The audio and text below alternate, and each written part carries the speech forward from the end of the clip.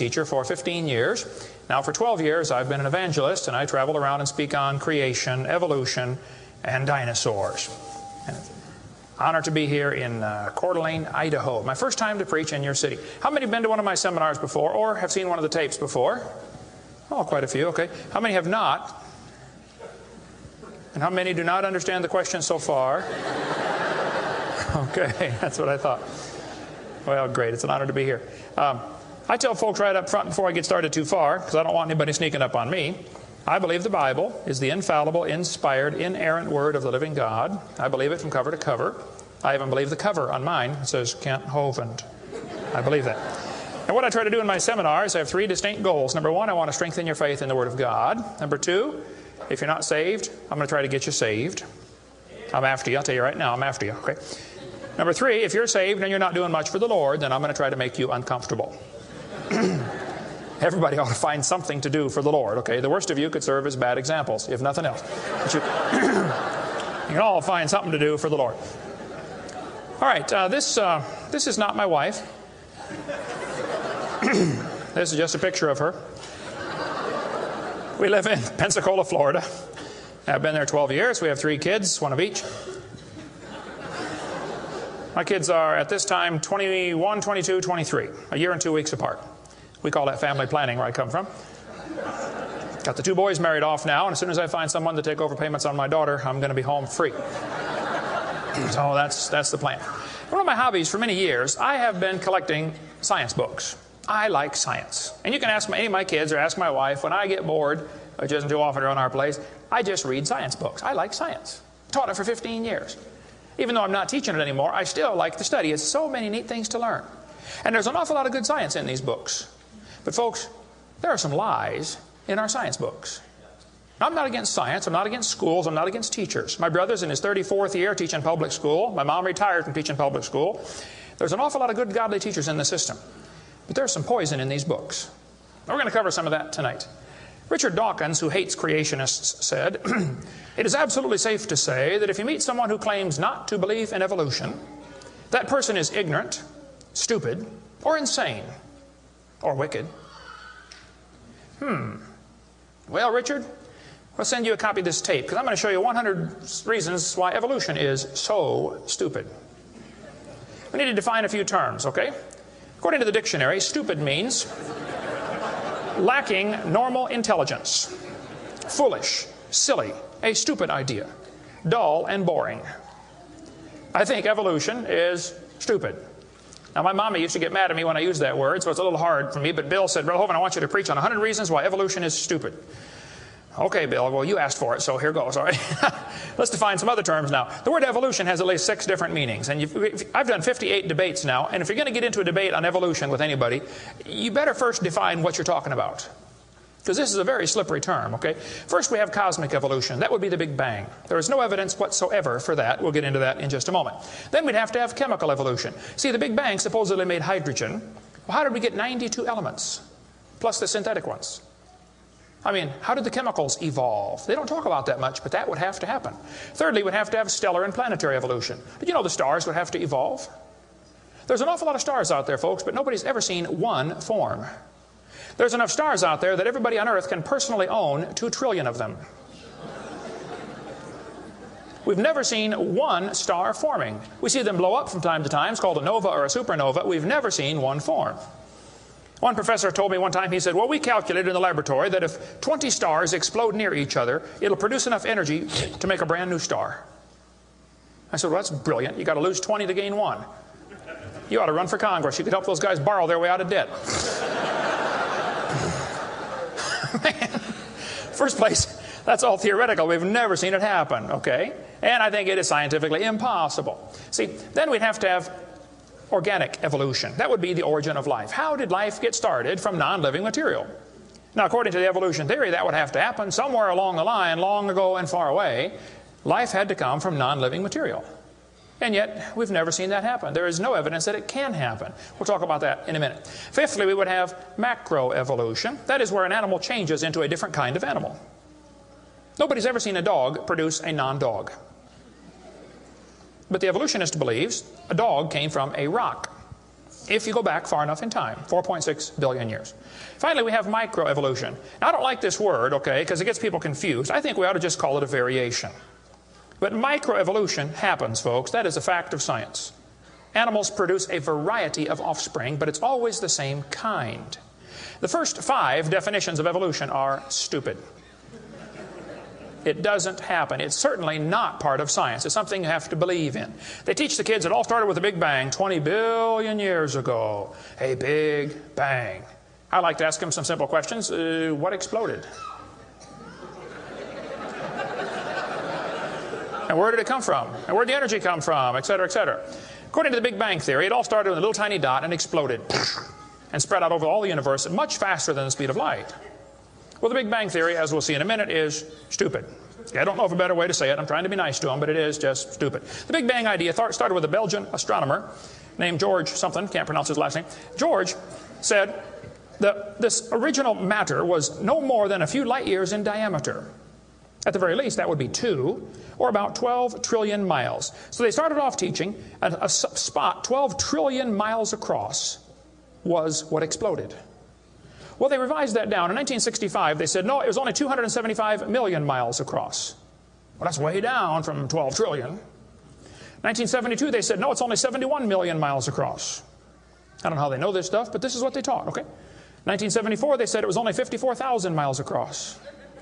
1983, they said it was the trillionth the diameter of a proton. Now they're saying it's nothing at all. Nothing exploded. And here we are. This is what the textbooks teach. 18 to 20 billion years ago, all the matter in the universe was concentrated into one very dense, very hot region that may have been much smaller than a period on this page. That's stupid. This one says, all of the matter and energy someday will once again be packed into a small area, no bigger than the period at the end of this sentence. Then another big bang will occur. It happens every 80 to 100 billion years. So you can forget about global warming. We're going to get squished. Now, this textbook author was brilliant. I could not believe how smart this guy was. He said, boys and girls, nothing really means nothing. You have to be at least that smart to write a book. He said, not only matter and energy would disappear, but also space and time. However, physicists theorize that from this state of nothingness, the universe began in a gigantic explosion. What?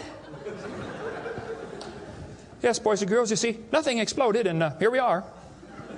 Now, who can argue with logic like that? Man, they even put this in major science journals like Scientific American. This fellow said, the observable universe, that would be us, could have evolved, there's that word again, you got to watch that one, okay, 6 meanings, from an infinitesimal region. In the Greek, that means a dot. It's then tempting to go one step further and speculate that the entire universe evolved from literally nothing. They call that science and put it in a science book. I would call that stupid and put it in the garbage. This is what the books teach. I collect them. I've got hundreds and hundreds of these books from countries all over the world, clear back from 1890s up until 2001 textbooks. They're teaching this kind of stuff, folks. This one says, all the matter in the universe was drawn into this little tiny dot. And it spun faster and faster. This is what they teach the kids. Some kids doing this for homework tonight, right? It spun faster and faster. One day, it exploded. Big bang. I was talking to a professor from Berkeley one time. I was sitting on the airplane next to a professor from Berkeley University. I don't know if you folks here in Idaho ever heard of Berkeley or not. But Berkeley is not a Bible college. So we got talking about the Big Bang, and he said he believed in the Big Bang Theory. I said, yes, sir, I figured that. You have to teach it at Berkeley. I said, tell me, sir, how did the universe get here? He said, well, 20 billion years ago, all the matter was squished in this little tiny dot, and it was spinning real fast, and it exploded. Big bang. And pieces flew off and became the galaxies and the sun, the moon, the stars, and finally, people. Here we are. I said, sir, could I ask you a couple questions, please? One of my favorite things to do in life is asking questions to people who believe in evolution. I absolutely have a wonderful... That's how this whole ministry started. 12 years ago, I moved to Pensacola, Florida. Some article came out in the newspaper that said, dinosaur bones found in Montana from 80 million years ago. I wrote my first letter to the editor in my life, about 12 years ago. I wrote a letter to the editor. I said, yes, they found dinosaur bones, and yes, it was 40 feet long, and yes, it was found in Montana, but it was not from 80 million years ago. This one probably drowned in the flood in the days of Noah, 4,400 years ago. And you would have thought I shot the sacred cow. Actually, I did. Boy, there began to be quite a battle in the newspaper, letters to the editor flying back and forth, and finally a university called me and asked me to do a debate with one of their professors. Well, I'd never had a debate in my life except with my wife, and I lost those every time. So I was not excited about debating.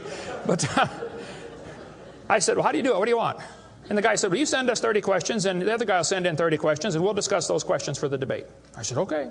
So I sent him 30 questions. I thought they were perfectly legitimate, fair questions. I said, a woodpecker's tongue goes all the way around the back of his head and comes on top of his left eyebrow, left nostril here. Would you please show me any fossils that have been found, intermediate species between a normal bird and a woodpecker, with his tongue going all the way around his head? What evidence do you have of how this evolved? That question never came up. I don't know what happened to it. But I said, termites chew on wood and they swallow it, but termites can't digest it. It goes into their stomach, and there's little tiny critters in their intestines that actually digest the cellulose. Now, those little critters can't live without the termite, and those termites can't live without those critters. Which one evolved first? I thought it was a fair question, but it never came up. I don't know what happened. I think they lost my list. But anyway, one of my favorite things to do is asking questions to people who believe in evolution.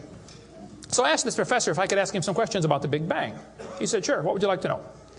I said, well, sir, you told me 20 billion years ago all the matter in the universe was squished in this little tiny dot, and it was spinning faster and faster and exploded. I said, where did all this matter come from? He said, well, we don't know that for sure. I said, okay, now, sir, hold it. If I told you that I believe about 6,000 years ago God created the heaven and the earth like the Bible teaches, you're going to say, and where did God come from? And I don't know. But you said 20 billion years ago there was a Big Bang, and you don't know where the dirt came from. So basically, I believe in the beginning God, and you believe in the beginning dirt. Don't tell me my theory is religious and yours is science. Oh, no, sir, they're both religious.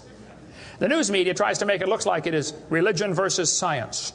I did a debate in El Paso, Texas here recently, and the news media wrote an article. They said, religious and scientific leaders debate evolution. What is the unspoken message in that title? What are they trying to imply? Can you catch that? They're trying to imply that evolution is part of science, aren't they? No, evolution is a religion. Actually, both creation and evolution are inherently religious. These two timelines is the same information right here. I'll be referring to that throughout the seminar here. I cover this thing all the time. The Bible teaches about 6,000 years ago, God made everything. 4,400 years ago, there was a big flood that destroyed everything. 2,000 years ago, Jesus came. Here we are today, waiting for the Lord to come back in about 5 minutes. This is the Bible view of history. On this chart, 1 inch is 150 years. That's a long time. The 20 billion year chart on the bottom is a very different scale. But see, both views, creation and evolution, are inherently religious. You have to believe in creation or believe in evolution. The difference between the two, though, is very simple. The evolution religion is tax-supported. That's the difference. By the way, if I was to make that bottom chart the same scale as the top chart, the bottom chart actually needs to be 2,100 miles long. That's from Pensacola to Portland, Oregon. I don't want to carry a chart that big, so I made a new scale for the other one, okay?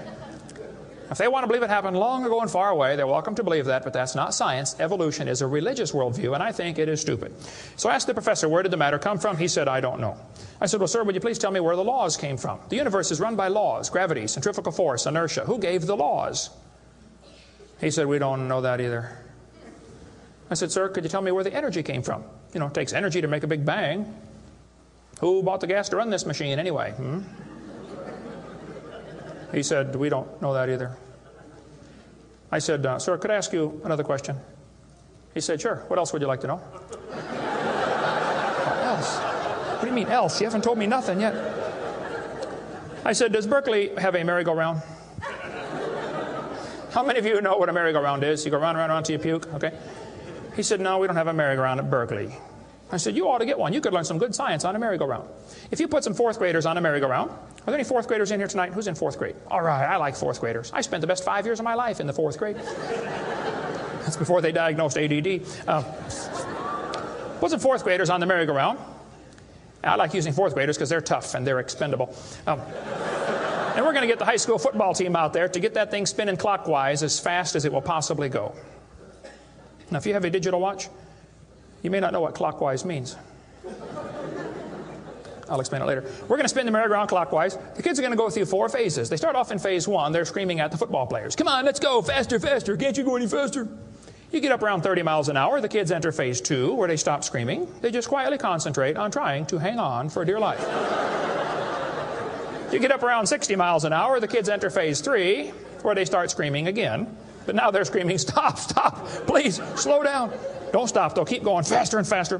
When you get to about 100 miles an hour, you should enter phase 4. That's where the kids begin to fly off the merry-go-round. Now, when this happens, you will notice a very interesting phenomena of physics. If the merry-go-round is going clockwise, when the kid flies off, the kid will be spinning clockwise until he encounters resistance, like a tree or telephone pole. That's because of a law in physics known as the conservation of angular momentum. You see, if a spinning object breaks apart in a frictionless environment, the fragments will all spin the same direction. It's very simple. It's because the outside is moving faster than the inside. And so it keeps the same direction of spin. The professor said, yes, I understand about the conservation of angular momentum.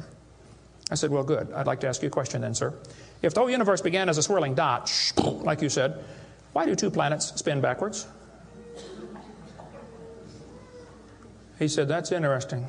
I said, no, that's more than interesting. It's kind of hard on your Big Bang Theory. Not only that, 6 of the moons are spinning backwards. Why? He said, I don't know. Why do you think they're going backwards? I was hoping he was going to ask that. I said, well, sir, I believe it's very simple. You see, I believe in the beginning God created the heaven and the earth, and God did it that way on purpose, just to make the Big Bang Theory look stupid.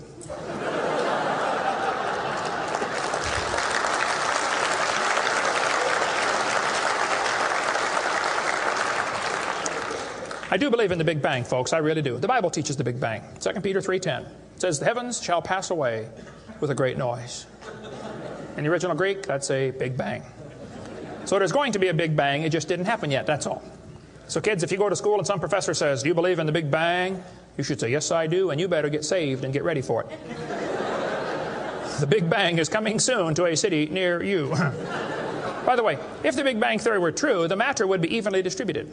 But it's not. It's lumpy. They're called galaxies. And in zillions of miles and nothing called voids. And to try to salvage the dumb Big Bang Theory, they've got all these wild theories of why isn't the matter evenly distributed? They'll say, well, maybe there's black holes, or maybe there's antimatter. They got all this stuff. It's all trying to rescue this crazy Big Bang Theory. And it's a dud, folks. It didn't happen. There are zillions of stars out there. I mean, lots and lots of stars. And we haven't even seen them all. If star births, they ought to at least equal star deaths, and they don't. We see a star blow up about every 30 years. It's called a nova or a supernova. Well, then how come there are only 300 dead stars out there that we can see, supernovas? That's only a few thousand years worth, isn't it? There ought to be trillions of them, if evolution were true. This fellow said, I have a little hesitation in saying that a sickly pall now hangs over the Big Bang Theory.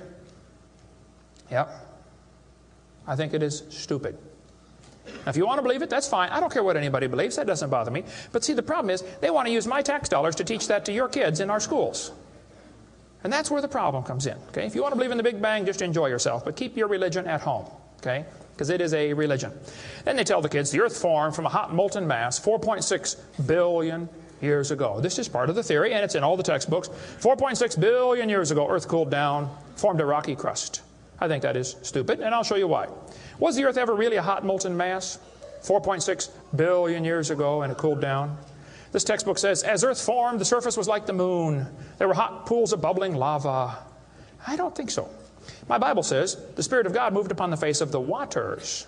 So the earth was not created a hot molten mass. It was created under water, which means it has to be less than 212 degrees Fahrenheit or 100 degrees centigrade, or it wouldn't be water, it'd be steam. So the earth was never a hot molten mass according to Scripture. Then when you look in the granite rocks, you find little tiny halos made of polonium. Now these polonium halos are absolutely amazing. Robert Gentry, a friend of mine from Knoxville, Tennessee area, he has been studying radiopolonium halos for a long time. I met him back in the year 2000 and went down to his laboratory and I got to see some of the halos through the microscope. These little polonium halos are interesting because they have a half-life of less than a few minutes. If the rock was hot when the polonium, radioactive polonium, decayed and sent out the little particles and made the halo, it would melt away. Like at 4th of July, they shoot fireworks up. Makes a circle. Does the circle stay there? No, it all falls down, right? There are probably none up there now from the last 4th of July, are there? You'd have to freeze the whole atmosphere to keep that sphere in place. This polonium would have to be decaying in a rock that is already solid. So the Earth was never a hot molten mass. Get Robert Gentry's book if you want a lot more on that. But all over, the granites all over the world contain these polonium halos. So it is stupid to say the Earth was a hot molten mass. We have scientific evidence it was not. Here they tell the kids, though, the Earth was hot with large pools of bubbling lava, and that is just stupid. It can't possibly be true. Then they tell them life got started about 3 billion years ago. See, according to the theory, 20 billion years ago there was a big bang. 4.6 billion years ago the Earth cooled down, formed a hard rocky crust, and it rained on the rocks for millions of years and turned them into soup. And the soup came alive about 3 billion years ago. This is what the books teach. This fellow says, both the origin of life and the origin of major groups of animals remains unknown. How did life get started anyway? Well, this textbook tells the kids, oceans formed as it rained on the rocks for millions of years. Yes, boys and girls, millions of years of torrential rains created great oceans. And swirling in the waters of the oceans is a bubbling broth of complex chemicals. Progress from a complex chemical soup to a living organism is very slow. Well, I guess it is. It's totally stopped. Doesn't even happen. That's how slow it is. This one says the first self-replicating systems must have emerged in this organic soup. Was your great-great-great-great-great-great-great-great-great-great-great-grandpa soup? I think that's stupid, okay? Now, if they want to believe it, that's fine. I don't care what they believe, but don't call it science. What happened back in the 1950s, a guy named Miller and Urey wanted to know how the Earth and solar system had come to be. So they tell the kids he took a mixture of Earth's primitive atmosphere. We'll talk about that in a minute. He never proved how life originated, but he did add evidence to the theory that life could have started by itself. Well, is that true? Now, did he really do that? Well, let's just study the facts here. This textbook tells the kids many important events occurred during the Archean era, the most important of which was the evolution of life. Progress from complex molecules to even simplest living organism was a very long process. Long ago and far away. Fairy tale kids coming up. First living cells emerged 4 billion to 3.8 billion years ago. I like that word, emerged. They use it all the time. Like that explains how it happened, you know. It just emerged. There is no record of the event, they tell the kids. Look, kid, we know what happened and you're going to be tested on this, but there's no proof. Oh, okay. It's not science. First living self-replicating systems must have emerged in this soup. I don't think so. Here's what students are taught in school. This picture of the different glass tubes and flasks and pipes going around, they tell them this is how they made life in the laboratory. He said he studied the chemical reactions of gases that existed in Earth's primitive atmosphere. Ooh, now this is important, okay? Notice up in the upper right-hand corner, he had methane, ammonia, water vapor, and hydrogen, no oxygen. He circulated these gases through these tubes through a spark, supposed to represent lightning. And sure enough, it produced a red goo at the bottom of the flask and had some amino acids in it. They didn't come close to getting life, though. Miller excluded oxygen in a reducing atmosphere because life could not evolve with oxygen. Anything that got together would oxidize. Cut a banana open, lay it on the table, it'll turn brown, it'll oxidize. Okay, so will an apple, so will anything alive. It'll oxidize. So that's why he didn't have any oxygen in the experiment. One of his gases was ammonia. Well, this creates a real serious problem because ammonia is destroyed by UV light. And UV light must be blocked by ozone, which is made from oxygen. I got a problem here. This textbook says several billion years ago, Earth's atmosphere had no free oxygen. Well, that's just simply not true.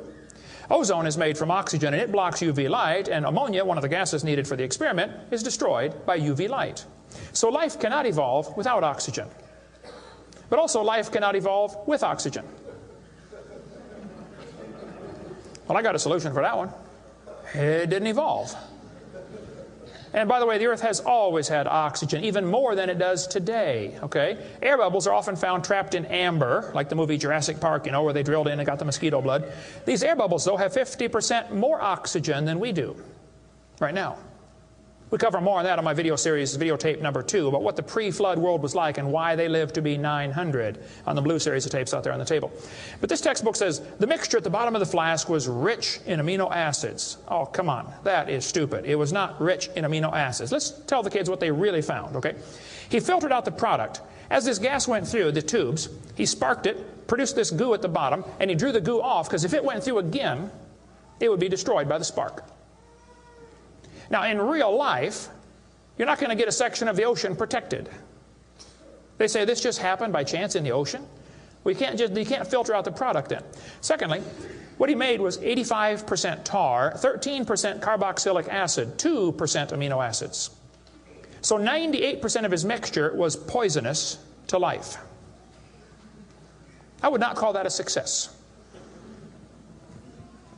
And there are 20 different amino acids, sort of like 26 letters in the alphabet. There are 20 amino acids. Those amino acids go together to make proteins, like letters go together to make sentences. Mostly he made just 2 of these amino acids.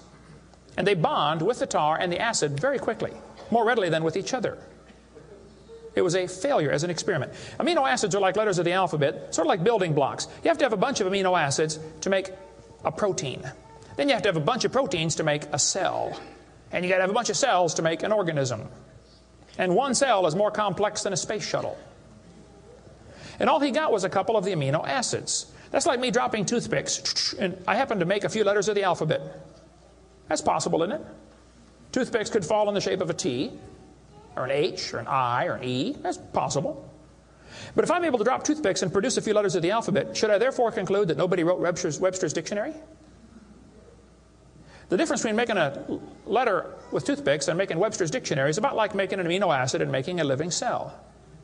He didn't come close to making life. He made the equivalent of a few letters, and he actually needed to make huge books. And half of his letters were backwards, left-handed. This creates a real problem since the simplest proteins, the smallest proteins, have 70 to 100 amino acids, all of them left-handed. This really compounds his problem.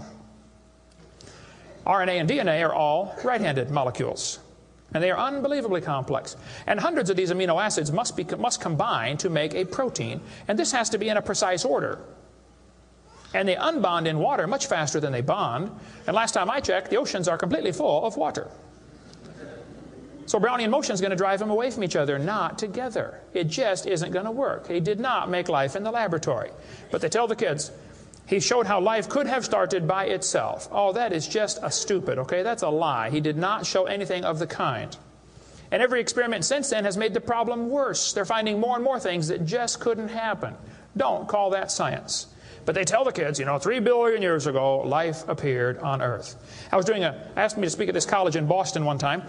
This preacher called all the colleges and universities around Boston and said, would you like to have Kent Hovind come speak at your college? Finally, one professor said, yes, he can come speak at our school if our professors can ask him any questions they want, because we want to show our students how dumb these creationists really are. So the preacher called me and said, Brother Hovind, would you like to speak at this college and let them make fun of you for a couple hours? I said, I would be honored. So I showed up. There were 6 professors and all their students. I felt like Daniel in the lion's den. I got my charts out and I said, now folks, I believe the Bible. Nobody cheered. I said, I believe about 6,000 years ago God made everything. The world's not millions of years old. 4.6 billion years ago, there was a big flood. I'm sorry, 4,400 years ago, there was a big flood. Not 4.6. And 2,000 years ago, Jesus came, and I gave them the basic Bible story, okay? Then I told them what they believe. Because most of them don't know what they believe. You have to tell them. You guys believe 20 billion years ago there was a big bang where nothing exploded and produced everything. 4.6 billion years ago, the earth cooled down, made a hard rocky crust. It rained on the rocks for millions of years, turned them into soup, and the soup came alive 3 billion years ago.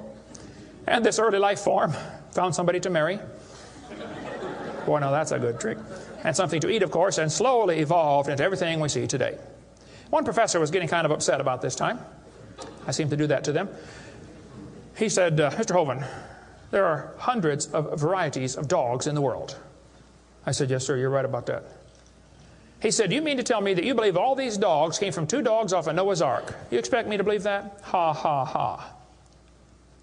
I said, "Sir, would you look at what you're teaching your students? You're teaching your students that all the dogs in the world came from a rock."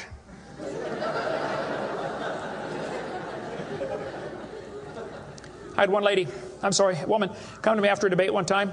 She was steaming down the aisle. Boy, she was mad. Oh, I could tell I'm in trouble now. I stood there quivering in my boots, you know. She walked up and she said, "Tonight, you said, we believe we come from a rock. We do not believe that." I said, "Well, ma'am, calm down just for a minute." I said, "Do you believe in evolution?" She said, "Yes, I do. I'm a professor here at the university." I said, "Well, would you please tell me then where we came from?" She said, "We came from a macromolecule." I said, "Where did that come from?" She said, "From the oceans, from the prebiotic soup." I said, "Where did that come from?" She said, "Well, it rained on the rocks for millions of years." And you could see it was slowly dawning on her. I do believe I come from a rock, don't I? Yes, ma'am, you do. You ought to be proud of it. Hey, don't step on Grandpa, whatever you do. Look, that's stupid, okay? There's no kind way to say it. There's a great book dealing with some of the flaws in the Miller experiment. If you want more on that for your kids to study out there on the table, get the book Icons of Evolution. Then they tell the kids that these plants and animals, not only did life evolve from non-living material, then this life had to learn to reproduce itself. Why would any organism want to reproduce more of its own kind when that's only going to increase competition for the food supply? Why didn't they instead evolve the ability to live forever and be happy? Huh? You ever think about that? I was in a debate one time, and we had a question and answer time at the end. The student stood up and he said to the evolutionist, he said, "Sir, how did male and female evolve?" The professor got up and he said, "Well, that is a giant mother may I step in the evolution story." A mother may I step? This is science. Wow. Well, so according to them, you know, for the next few billion years or hundreds of millions of years, you know, life learned to produce something other than its own kind. Of course, today everything only produces its own kind, but they say long ago and far away, they were able to do something different. Textbooks will say we started like a bacteria and slowly evolved to a human. I think that's stupid. But if you want to believe that, that's perfectly fine. Those trees of life that they put in the textbooks for your kids are a bunch of nonsense. And even evolutionists will admit that. Stephen Jay Gould, the Marxist professor at Harvard University, he says that evolutionary trees that adorn our textbooks are not the evidence of fossils. It's only inference. We infer, we imply, we hope it happened this way. This textbook says, all the many forms of life on Earth today are descended from a common ancestor. What? You mean the birds and the bananas have a common ancestor? Isn't that what he says? Found in a population of primitive unicellular organisms. Well, in the first place, there's no such thing as a primitive unicellular organism, okay? One single cell is more complex than a space shuttle. There's no such thing as a primitive single-celled organism. We talk about that on video number 4 of our series. But he says, all the forms of life are descended from a common ancestor found in a population of primitive unicellular organisms. What were those first cells like? How do we know? What events led up to their formation? No traces of those events remain. Did you catch that? Hey kid, we know what happened, but there's no proof. Primitive, huh? This one says, the humans, mammals, birds, crocodiles, all had a common ancestor. Well, anything inside that circle is religious speculation. It is stupid. Reptiles produce reptiles, dogs produce dogs, people produce people, and there's never been an exception to that. Darwin said, though, if my theory be true, here's his book right here. You can look on page 211. He said, if my theory be true, numberless intermediate varieties must assuredly have existed. Boy, you're right about that, Charlie. I mean, to change from a rock to a dog would take a few changes. David Robb, who believes in evolution very strongly, says, in the years after Darwin, his advocates hoped to find predictable progressions. In general, these have not been found, yet the optimism has died hard, and some pure fantasy has crept into textbooks. Oh, you're kidding. Fantasy in our textbooks? Oh, yep. They tell the kids they have evidence of evolution from fossils. I don't think so. That is stupid, okay? If you find a fossil in the dirt, all you know is it died.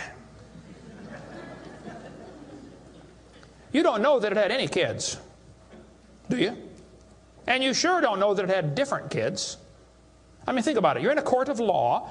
You bring in a bone to the judge. Judge, I found this bone in the dirt. This is the ancestor of all the humans today. They would laugh at you. You don't know that that's the ancestor of anybody, do you? And why on earth would you think a bone in the dirt can do something animals today cannot do? Animals today can only produce the same kind, right? Dogs produce dogs, folks. Luther Sunderland asked all the major evolutionists, he said, where is the evidence for evolution? They all said, well, somebody else has it. We don't have it over here. So he wrote a letter to Colin Patterson. He's the director of the British Museum of Natural History. They've got the largest fossil collection in the world. He said, Mr. Patterson, I read your book on evolution. I noticed you didn't show us the missing links. Why didn't you show us the missing links? Patterson wrote back and said, I fully agree with your comments on the lack of evolutionary transitions in my book. If I knew of any, fossil or living, I would certainly have included them. I will lay it on the line, there is not one such fossil. There are no missing links, folks. The whole chain is missing. Even Stephen Gould admitted the absence of fossil evidence for intermediary stages is a persistent and nagging problem for evolution. We got the theory, we know it's true, now we just need the evidence. That's the way they think about it. Richard Goldschmidt said, maybe the first bird hatched from a reptile egg. Well, Richard, I'm sorry. I don't mean to be disrespectful, but that's stupid. See, what's happened, these guys have looked for missing links in the fossil record. They can't find any, and so they say, well, maybe evolution happened so fast it wasn't preserved. Maybe a reptile laid an egg and a bird hatched out. Well, who did that bird marry?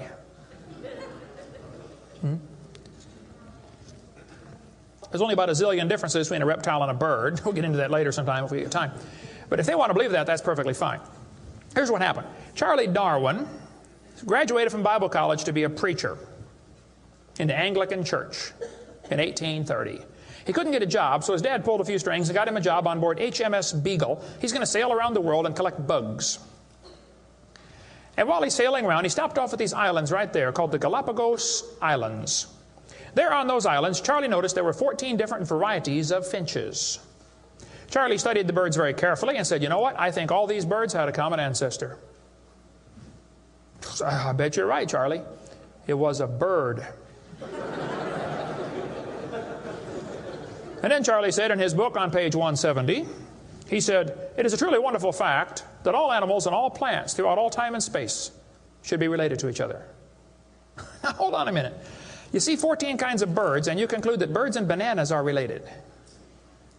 That's stupid. You should conclude that those 14 kinds of birds had a common ancestor, but that's as far as it ever goes, folks, okay? I don't know of a kind way to say it, Charlie, but that's stupid. Okay, we don't ever see a bird produce a non-bird. See, dogs produce dogs, and you might get quite a variety of dogs. Roses produce roses. That is called microevolution. Now, that is a fact, folks. It happens. It is observable. It is scientific. I don't think we ought to use that word, microevolution. We should just call it a variation. But they use it, so, just so I qualify that, it's a lousy term. It gives what's called a free rider effect to the rest of the 5 religious ideas of evolution. You might get a big dog or a little dog, but you're always going to get a dog when you crossbreed your dogs. And I would go so far as to say probably the dog, the wolf, and the coyote had a common ancestor. This Irish textbook shows different dogs, and it calls it divergent evolution. Oh, come on. Giving it a fancy name doesn't change a thing. It is still a dog. And a 3-year-old can tell you. Anybody in here 5 years old? Who's 5 years old? 5 years old. What's your name? Misty. Here we have a dog, a wolf, a coyote, and a banana. Which one is not like the others? Dog, wolf, coyote, and banana. Banana. All right, let's give Misty a hand. Very good. The other ones. Some of these college professors can't tell. Look, there's a variety of dogs, folks, and they probably had a common ancestor. It was a dog. Okay? It's just a dog. See, variations happen within the dog kind. You get a big dog or a little dog, but there are limits to these variations. Haven't the farmers been trying to breed for bigger pigs for a long time? They try to get the biggest pig they can, don't they? Do you think they'll ever get a pig as big as Texas? I bet there's a limit in there somewhere, isn't there? Roaches become resistant to pesticides after a while. Do you think they'll ever become resistant to a sledgehammer? I bet there's a limit. Yeah, okay. They still produce the same kind of plant or animal. That's not evolution. That's just a variation of the same kind, okay? And the information for that variety was already present in the gene pool. No new information is ever added. The dogs or the pigs don't learn to fly or become pink. Okay, there's no new information added, just scrambled information. And the gene pool of the new variety is now more limited than before. Somebody spent years crossbreeding dogs to develop a Chihuahua. All that work to make a dog that is 100% useless.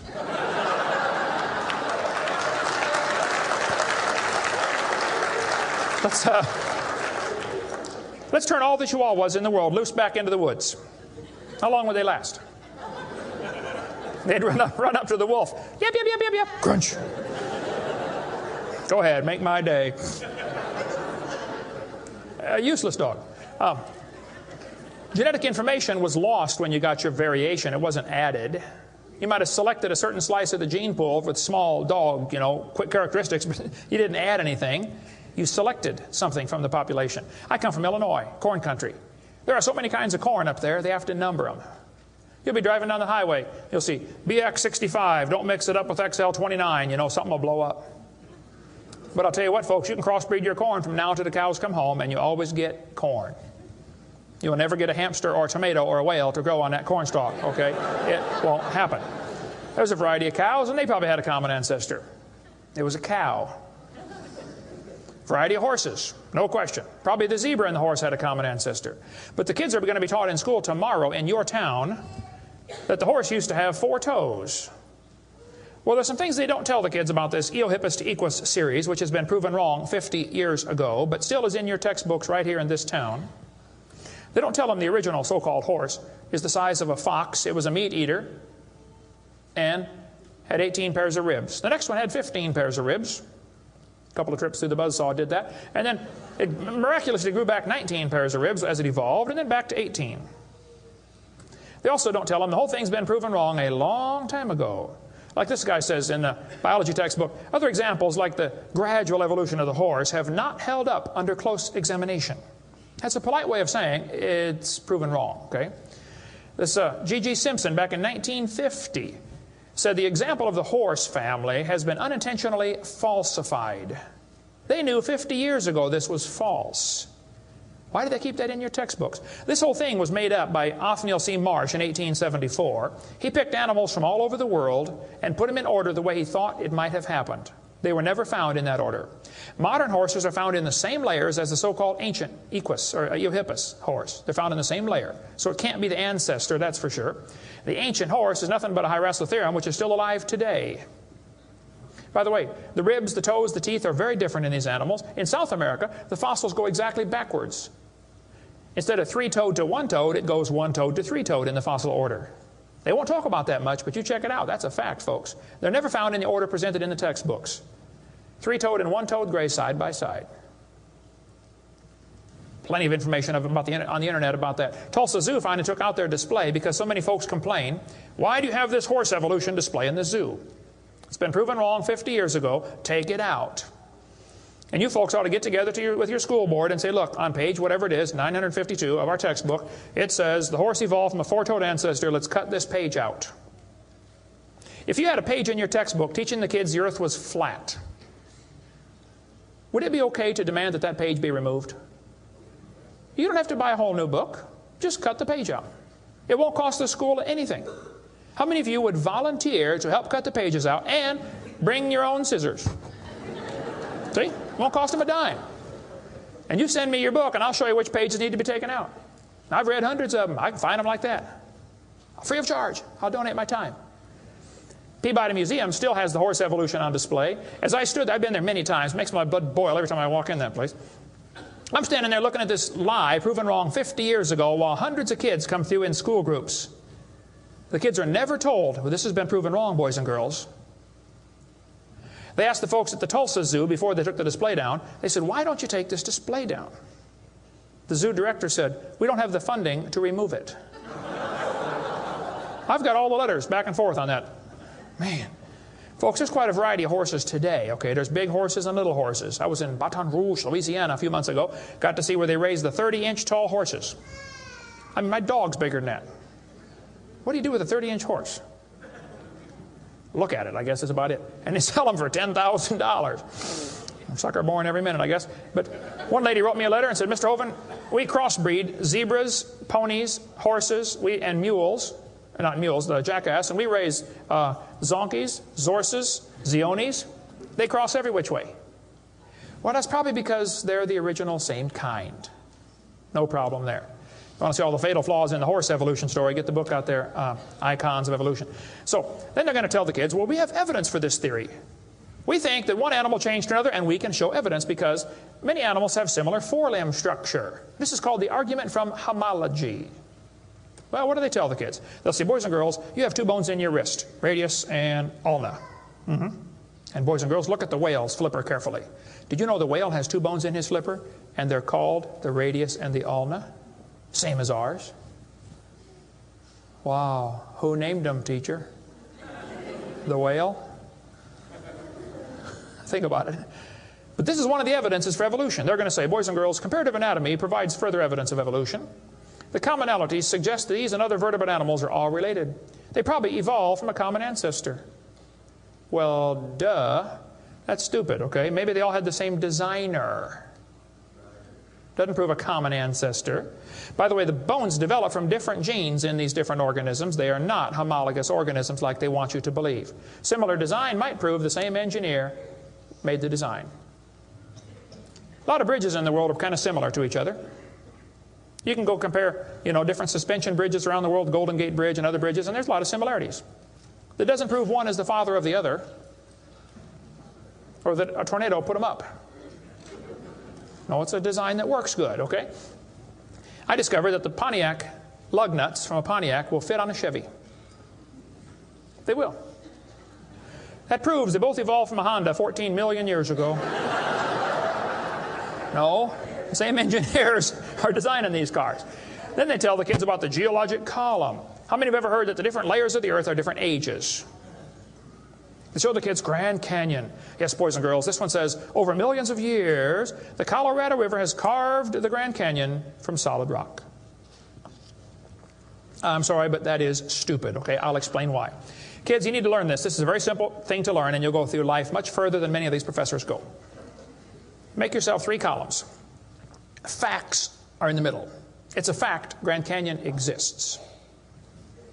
The evolutionist has an interpretation of that fact, and the creationist has an interpretation of the fact. Now, it's not part of the fact, it's an interpretation of the fact. The evolutionist says the canyon formed slowly by a little bit of water and lots of time. The creationist says, oh no, we think it formed quickly by lots of water and a little bit of time. It's a fact the earth has sedimentary layers. That's not a question. How did they get there? Well, the evolutionist says these layers formed slowly over millions of years. The creationist says, no, these layers are all from the flood in the days of Noah.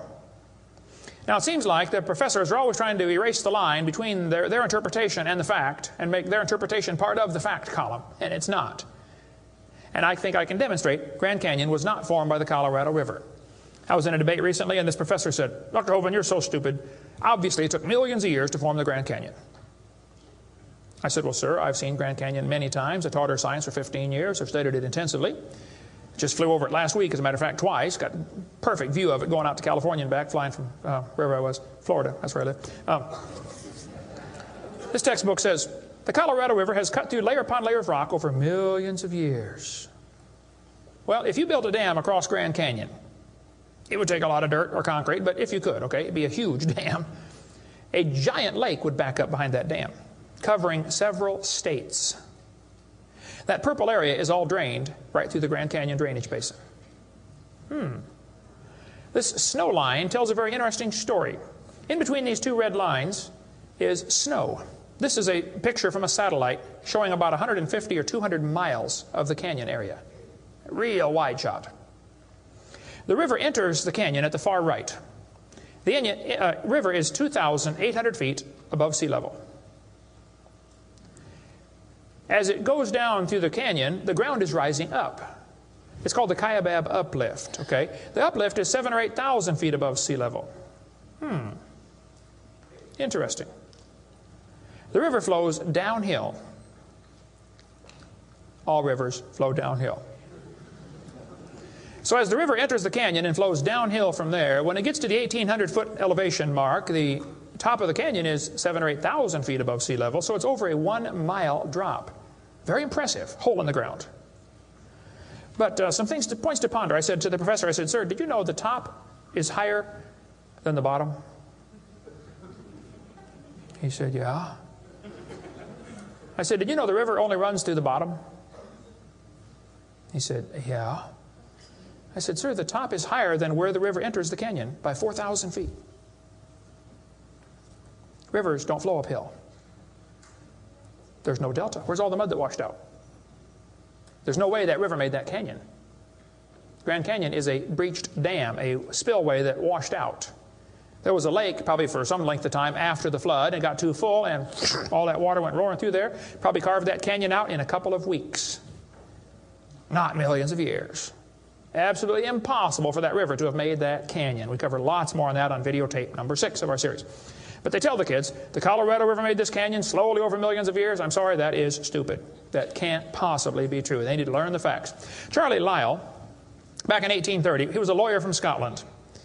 Somebody calculated one time that if all the lawyers in the world were laid end to end around the equator, we would all be better off. Charlie Lyell hated the Bible. In 1830, he wrote this book right here. Oh, I got it down on the table. I picked up the wrong one. Principles of Geology. Here it is on this table. Charlie Lyell wrote this book, 1830. In this book, he mocked at scriptures. He hated the Bible. You can see it mocking all through they're here. In here, he and other fellows back in that time, Cuvier, Steno Strata Smith, and some of these guys, they invented the geologic column. How many have ever heard of the geologic column before? They say each of the layers is a different age, Cenozoic, Mesozoic, Paleozoic, Archeozoic, all them Zoic boys. And they gave each layer of rock a name, like maybe you saw the movie Jurassic Park, and an age, and an index fossil. This was done in 1830, way before there ever was a carbon dating or potassium argon dating or lead-208, lead-206, uranium-235, uranium-238. Didn't exist, folks. The dating text didn't exist. They just made up these numbers out of the clear blue sky. The geologic column is the Bible for the evolutionist. It can only be found one place in the world, the textbooks. There is no geologic column, and they know it. This fellow says, if there were a column of sediments, unfortunately, no such column exists. The geologic column is a hoax. Does not exist. It is stupid. Those layers cannot be different ages.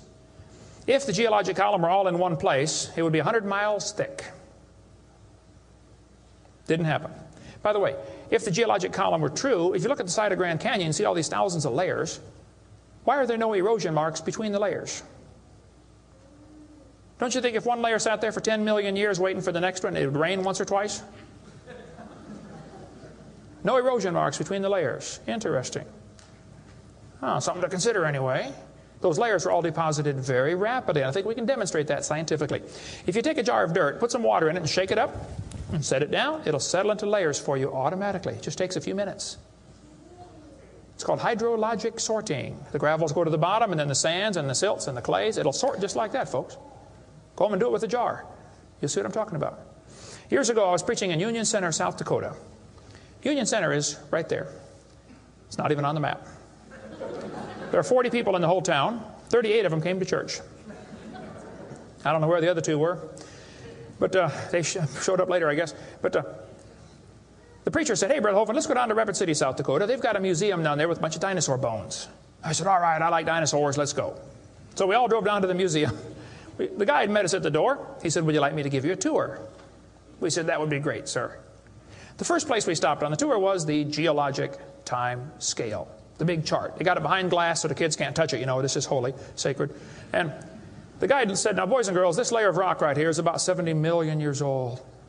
My daughter was 12 at the time. She raised her hand. She said, "Mister, how do you know that layer is 70 million years old?" He said, "Well, honey, we tell the age of the layers by what kind of fossils we find in them. They're called index fossils." Oh, she said, "Thank you, sir." We walked around the other side of the dinosaur, and we're standing over here, and the guide said, now folks, these bones you're looking at are about 100 million years old. My daughter raised her hand again. She said, mister, how do you know those bones are 100 million years old? He said, honey, that's a good question. We tell the age of the bones by which layer they come from. She said, excuse me, sir, but when we were standing over there, you told me you knew the age of the layers by the bones, and now you're telling me you know the age of the bones by the layers. She said, isn't that circular reasoning? I thought, wow, a chip off the old block. That guide had the strangest look on his face. It was almost as if he were thinking.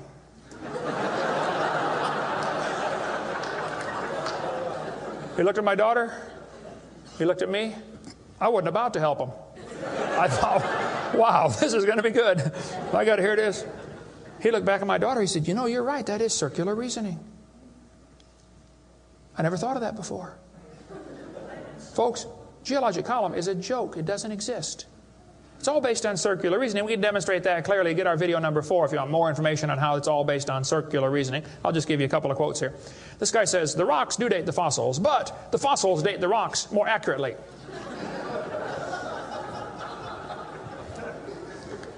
Stratigraphy cannot avoid this kind of reasoning if it insists on using only temporal concepts because circularity is inherent.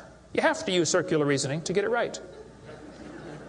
Well, that's stupid. And you don't need to be too bright to figure out that's stupid, okay? This geologic column contains limestone scattered all throughout the geologic column. I like to ask him the question, I say, fellows, you have limestone scattered all through this column. How do you know the age? It's all limestone. I mean, if I handed you a piece of limestone, how would you know if it's 100 million year old Jurassic limestone or 600 million year old Cambrian limestone? I mean, how would you tell the difference? There's only one way they can tell, by the index fossils. That's how it's done, folks. That is stupid. Because those fossils don't count for anything, as we'll see in a minute. They tell the kids each of these layers is a different age. 100 million, 200 million, 300 million, real impressive, huge numbers. Now, Charlie Darwin did not like round numbers. He wanted to be more precise. He said the Wealdian deposits are 306,662,400 years old. Now, okay, Charlie, I think that's stupid. Those layers are not different ages, folks. All over the world we find petrified trees standing up, running through multiple rock layers. Now, if you get a petrified tree standing up, running through different rock layers, I don't think it's smart to say those layers are vastly different ages. Petrified trees in the vertical position, they find them all over the world. Okay, here's one from Alabama. Come out of a seam of coal, through 20 feet of rock, into another seam of coal. They found about 3 dozen of them, I think, in that one little coal mine, one little area, while they're digging the coal out. Petrified trees standing up. Cookeville, Tennessee, they found a bunch of them. This one's 30 feet tall, standing up. Joggins, Nova Scotia is famous for their petrified trees standing up in the vertical position. All over the area there, folks. Those trees did not get slowly covered by the sediments over millions of years. They would rot and fall down. Sometimes the petrified trees are upside down, running through many rock layers. Scientists estimate at the bottom of Spirit Lake in Mount St. Helens there are now 20,000 trees that were blown out by the volcano. Thousands of them are standing up in the bottom of the lake, already buried 15 feet deep in mud. None of them grew there. Those trees are going to petrify. Only takes a few years to petrify a piece of wood. In the laboratory, it can be done in 24 hours. We cover lots more on how fast things can petrify in videotape number 6 of our series. But they dug up a guy, they buried this doctor in Tennessee. 14 years later, his wife died. When they went to dig the grave, water soaked into her grave. And they said, oh, we can't bury Grandma there. So they dug a hole on the other side. Water soaked in. So they dug a hole and buried Grandma somewhere else. And then the kids got worried about Grandpa, and so they went and dug up his grave. The arms had rotted off, but the rest of the body had petrified in 14 years, turned to stone from water running through the coffin. I got tons of material on how fast things can petrify. Those layers are not different ages. They all formed in one big flood in the days of Noah. To tell the kids the layers are different ages is stupid. That just simply is not true. So what about carbon dating and potassium-argon dating and rubidium-strontium dating and lead-208, lead-206, uranium-235, uranium-238? Well, we'll cover that after a quick break here. Show you some ways that this is just stupid, okay? That's not a way to tell the age of anything. We're going to give you some more evidence that evolution is stupid. Now, if you want to believe in it, that's perfectly fine. I don't care what you believe in. But the devil is laughing at you for believing in that. He has you fooled, and he is laughing at you, okay? If you want to believe you came from a rock, well, you just enjoy yourself. But that's not science. God made this world. God loves you. God has a plan for your life. And if you don't want it, well, that's your business. But God loves you, and He wants you to come to heaven. And if you'd like to find out how to go to heaven, come see me. I'll be glad to show you. I'm going. It's not because I'm good. If I get what I deserve, I'm in serious trouble. But I've been forgiven by the blood of Jesus Christ. You can have the same thing. After the break, we'll show you some more things that make evolution stupid. Coming up next. Thank you.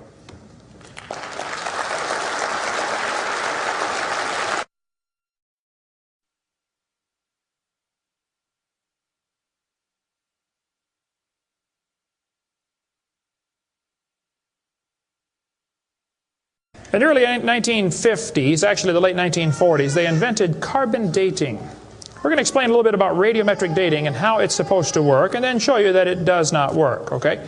The Earth's atmosphere is about 100 miles thick, and we're also protected by a magnetic field.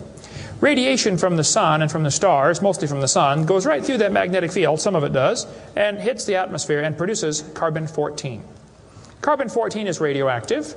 Normally, carbon is atomic number 6, which gives it atomic weight of 12. But this nitrogen, which is right next door to carbon, gets struck by radiation and it turns it into carbon-14. Now, carbon-14 is unstable. It is radioactive. It's always breaking apart. And you can hear it like with a Geiger counter, you know, click, click, click, click, just like uranium, because it's decaying. They've discovered it decays at a fairly consistent rate. About half of it will decay every 5,730 years. Which means if I gave you a pile of carbon-14, 5,730 years later, half of it would turn back to nitrogen.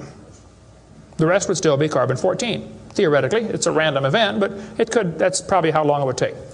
During photosynthesis, plants are breathing in carbon dioxide, and this radioactive carbon is mixed in with the regular carbon. The plant doesn't seem to know or care if it's getting radioactive carbon or regular carbon, it just takes it right in. Animals eat the plants and make it part of their body. Probably during your lifetime, you have either eaten plants or you've eaten animals that have eaten plants.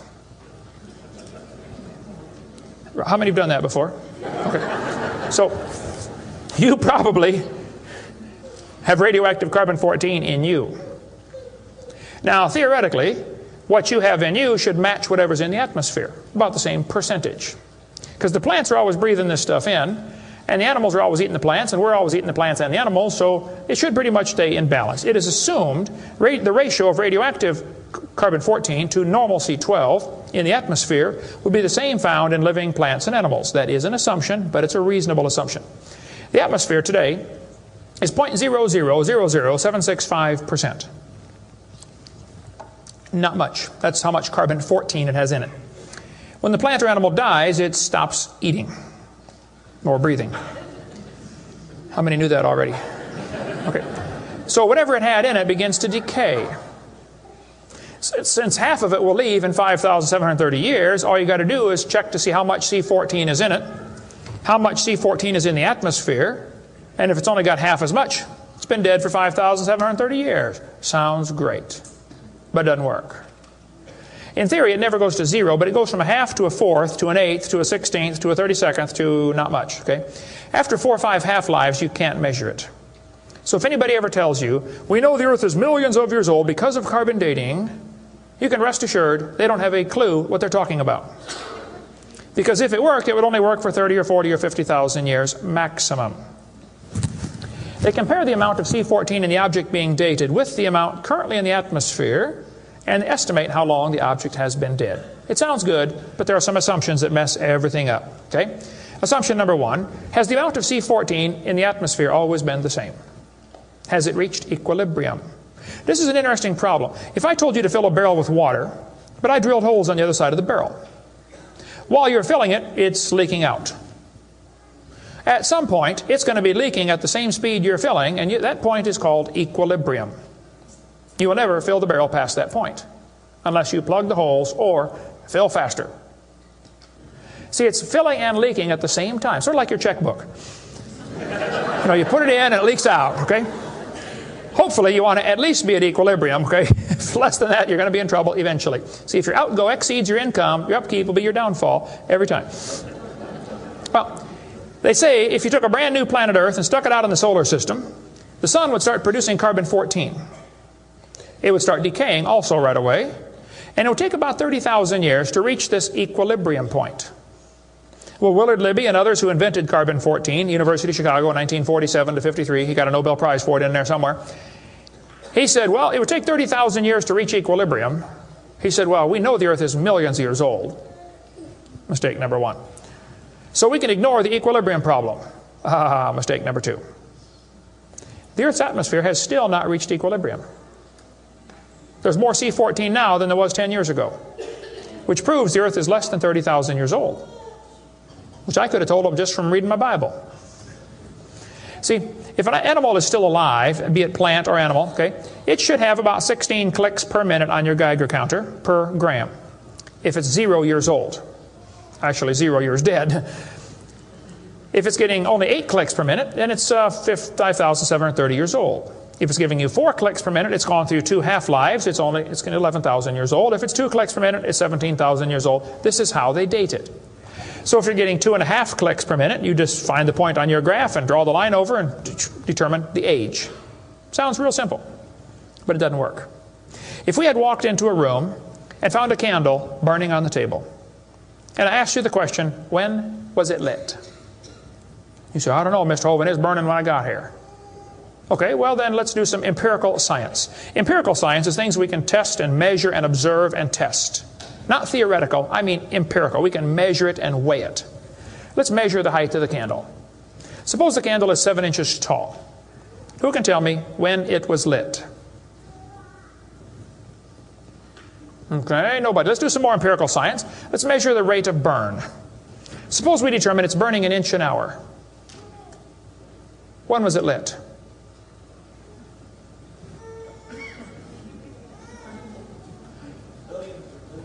Billions of years ago.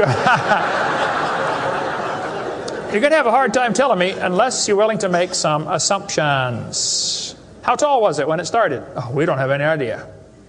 Has it always burned at the same rate? Oh, we don't know that either, do we? You find a fossil in the dirt, you can measure how much C14 is in it. Very accurately, by the way. And you can measure how fast it's decaying. That's just like measuring the height of your candle and how fast it's burning. Now, when did that animal die? You don't have a clue. Unless you're willing to assume that the C14 when it was alive is the same as we have today, and assume the rate of decay has always been the same down through history. You can't prove either of those. Living mollusk shells were carbon dated at 2,300 years old. Hello, they're still alive. Freshly killed seal, carbon dated 1,300 years old. Shells from living snails, carbon dated 27,000 years old. That's stupid. He's still alive, okay? I know snails are slow, but 27,000 years, he'd be dead, okay? One part of a mammoth is 29,000 years old, another part's 44,000. One part of Dima was 40,000 years old, another part was 26,000, and the wood next to it is 9,000. The lower leg of a mammoth is 15,000 years old, the skin is 21,000. 2 mammoths found side by side in Alaska, one is 16,000, one's 22,000. Which number is right? Living penguins, carbon dated 8,000 years old. 11 human skeletons, the earliest known human remains in the Western Hemisphere, were dated by accelerator mass spectrometer. All 11 dated about 5,000 radiocarbon years. Lava from a 1801 Hawaiian lava flow was 1.6 million years old. Well, hello is not even 200. Another volcano erupted in Hawaii in 1959. When they dated the lava, it was 8.5 million years old. At least potassium argon dating for that, not carbon. Mount Etna in Sicily, I climbed Mount Etna when I was over there some time ago, erupted in 1972, 350,000 years old. Mount St. Helens built a new lava dome in 1982. They dated it, got numbers from 350,000 to 2.8 million. It's not even 20 years old. Here's what you ought to consider about carbon dating. Samples of known age, it doesn't work. If it's a sample of unknown age, it is assumed to work. That's stupid. In the last 2 years, an absolute date has been obtained for the Gandong beds above the Trinil beds. It has the very interesting value of 300,000 years, plus or minus 300,000 years. Boy, they nailed that one right on the head, didn't they? See, back in 1770, George Buffon said the Earth is 70,000 years old. 1905, the official age of the Earth was 2 billion. When they went to the moon, they said the Earth and the moon are 3.5 billion years old. 3.5 billion, dated with potassium argon dating. Now they're telling the students it's 4.6 billion years old. Let's see, that means the Earth is getting older at the rate of 21 million years per year. That's 40 years per minute. Aging rapidly, folks. That's stupid, okay? All they do is add more time to make the theory look more reasonable. Long ago and far away. And when you prove it couldn't happen, they say, well, it was longer ago and farther away. Then they're going to tell the students one of the evidences for evolution is embryology. Now, there aren't too many things about this whole theory that make me angrier than this, so I'm going to try to stay calm and cool and collected while we discuss this. Ernst Haeckel, an embryology professor at the University of Jena in Germany, loved evolution theory. When Darwin's book came out, Ernst Haeckel read that book the next year and said, wow, this is a great theory. All we need now is some evidence. 9 years later, they still had no evidence. So Ernst Haeckel decided to help Charlie out. He was an embryology professor, the study of animals before they're born. You know, the different embryos of all these different animals. He made drawings that were fake to make them look alike. The students are taught we have evidence from development. I don't think so. The similarity between early stages in development of many different animals helped convince Darwin that all forms of life shared common ancestors. Actually, Darwin considered this by far the strongest single class of evidence a class of facts in favor of his theory. This is stupid, folks. I'll show you. This textbook says, the human embryo growing in the mother has gills like a fish.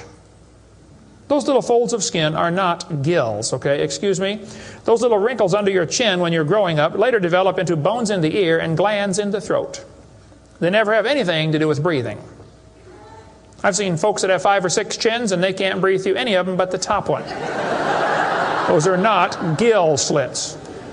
Ernst Haeckel, though, said the turning point in his thinking was when he read Darwin's book, 1860. Haeckel took a drawing of a dog and a human embryo and he changed them to make them look exactly alike. His fake drawings looked almost identical. On top are the real drawings, underneath are Haeckel's fake drawings. He lied, folks, intentionally. He made huge charts of his posters of his drawings of these embryos and traveled all over Germany and just about by himself converted the Germans to believing in evolution. Which later led to the obvious question, well, if evolution is true, then maybe one of the races of people has developed farther than the rest. Which, by the way, is a subtitle to Charlie Darwin's book. You can look at it for yourself. The Origin of Species by Means of Natural Selection, or the Preservation of Favored Races in the Struggle for Life. See, Darwin was a racist. We cover lots more on that on video number 5. That one is politically incorrect. You don't want to watch that one. Trust me. On top are Haeckel's fake drawings. Underneath are actual photographs of what he claimed he was drawing a picture of. Now, either he's a lousy artist or he's a liar. Well, it turns out he's a liar. He was convicted of fraud by his own university. Proven to be a fraud. But guess what? Haeckel's fake drawings are still used in textbooks in your state right now. Here's a textbook used at the University of West Florida, in the middle of the Bible Belt. It's only been proven wrong 125 years ago. I know it takes a while to get textbooks up to date, but that ought to be plenty of time. That's stupid. Those are not gill slits on the embryo. Here's an Irish textbook. I was just there a few months ago. It says the embryo has gill slits. That's baloney. This one says the embryo has gills. Glencoe Biology says they have gills. Proven wrong 125 years ago. This biology textbook says the human embryo has gills. Here's this Tim Barra writing his book on the myth of creationism. And he mentions the gills are evidence for evolution. You're only 115 years behind, Tim. Miller's still teaching it 125 years after it was proven wrong. I debated Miller on the radio on a St. Louis radio station one time. There's a college textbook still teaching the kids the embryo has gills. This one says, it shows the kids a 5 to 6 week embryo, but it says by 7 months, the fetus looks from the outside like a tiny normal baby, but it's not. It's not a baby at 7 months. Excuse me? A whole bunch of kids born at 5.5 months survive, 34%. That's stupid to say it's not a baby at 7 months development. Maybe you heard about the woman that had surgery on her baby before it was born. They cut the mother open, cut the uterus open. The 5-month-old baby, 5 months in development, reached out and grabbed the doctor's finger. It's not a baby, huh? If it's not a human being, what kind of being is it? If it's not alive, why is it growing? Why do they keep that in the textbooks? Well, that's the only way to justify abortion. They want you to think it's not a human yet. Just a fish with gills. No, it's a human the instant it's conceived. And abortion is murder. Plain and simple. We covered lots more on that on my videotape number 4. You don't want to watch that one either. Then they're going to tell the kids, we've got evidence for evolution because dinosaurs turned to birds.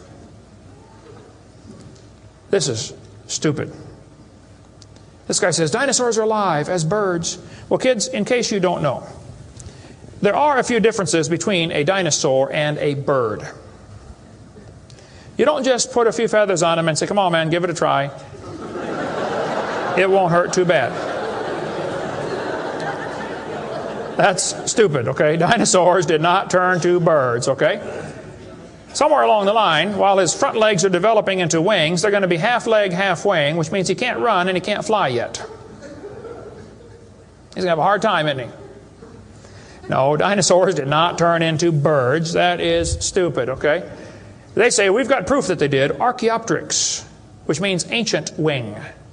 That's supposed to be evidence for evolution. It's in just about every textbook I've seen dealing with this topic.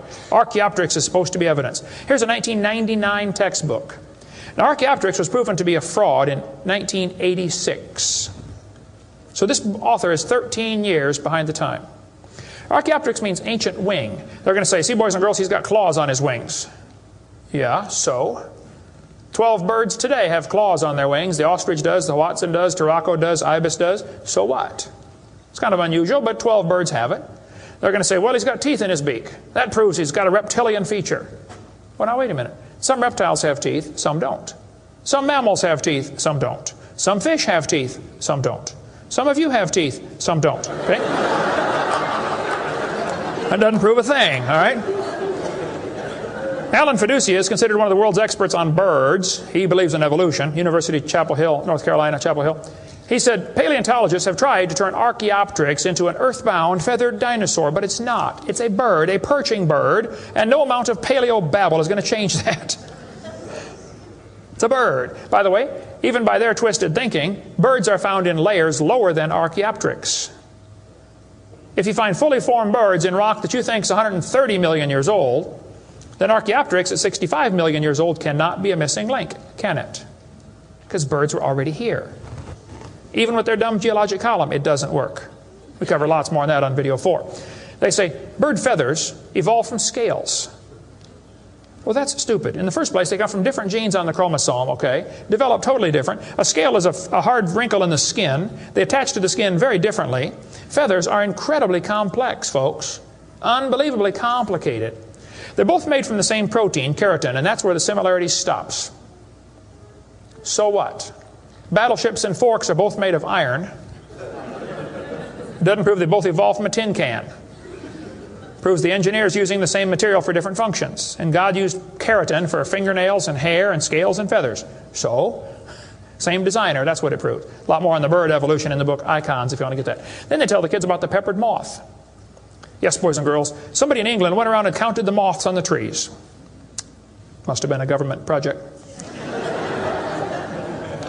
They discovered it's 95% light moths and 5% black. Well, so the story goes, they burned coal in the factories, the trees turned black, and the moths changed to black moths. Because when they counted them again, they said they found 95% black and 5% light. Actually, the whole story is a lie. It never happened. After 40 years of watching, they found 2 moths on the trees. 2 total out of 40 years. So they glued dead moths to the tree to take a picture for your kid's textbook. Then he wanted to get a picture of a bird eating a moth. So he put some moths in the refrigerator to calm them down so they got nearly frozen. Then he put them on the tree and they couldn't even hang on to the tree. So he warmed them up on the hood of his car. Put them out there on the tree and the moth is staggering around trying to warm up, and a bird ate one. He got a picture. Wow, proof of evolution. It's a lie. Didn't happen. Even if it were true, dark moths and light moths were there at the beginning, and dark moths and light moths were there at the end. The ratio of population might have shifted, but the story wasn't true. So, doesn't prove anything. That's stupid. That's not evidence for evolution. They tell the kids, we've got vestigial structures. Now, a vestigial structure is something you don't need anymore. They'll say, boys and girls, you have an appendix that you don't need anymore. That's a vestigial structure. That's proof of evolution. Well, excuse me, you do need your appendix, okay? That is stupid. The appendix is part of your immune system. If your appendix is taken out, you can still live, okay? But it increases your susceptibility to quite a few diseases. You could live without both your legs and both your arms and both your eyes also. That doesn't prove you don't need them. Does it? There are no vestigial organs. And even if there were, that would be the opposite of evolution. That's losing, not gaining. This textbook says, boys and girls, whales, and many organisms here, like a whale, retain traces of their evolutionary history. For example, the whale retains pelvic and leg bones as useless vestiges. I'm sorry, that's not true. This one says, just imagine whales walking around. It's true. These little bones right there is what they're talking about.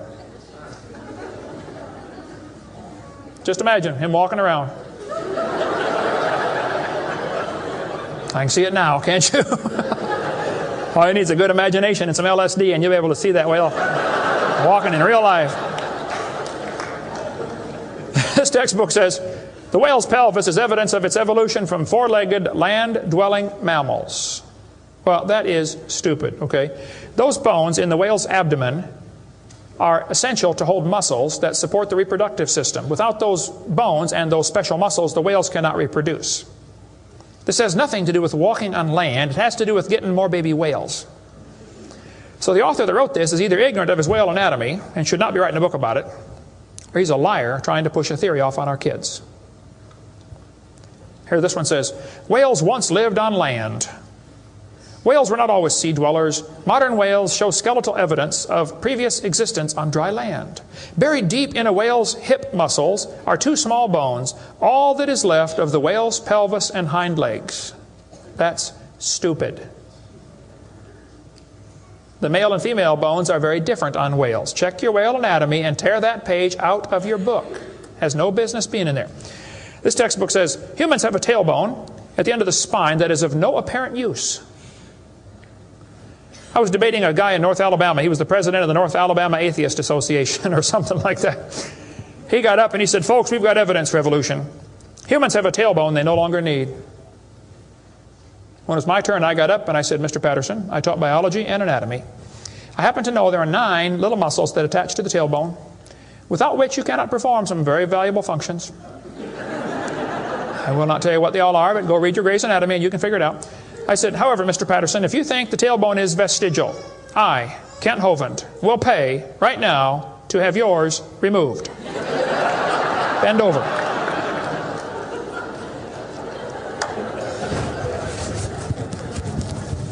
That is stupid, folks. The tailbone is not vestigial. This one says, the coccyx, that's the tailbone, the small bone at the end of the human vertebral column, has no present function and is thought to be the remainder of bones that once occupied the long tail of a tree-living ancestor. I was taught when I went to school, man used to have a tail, but he lost it because he didn't need it.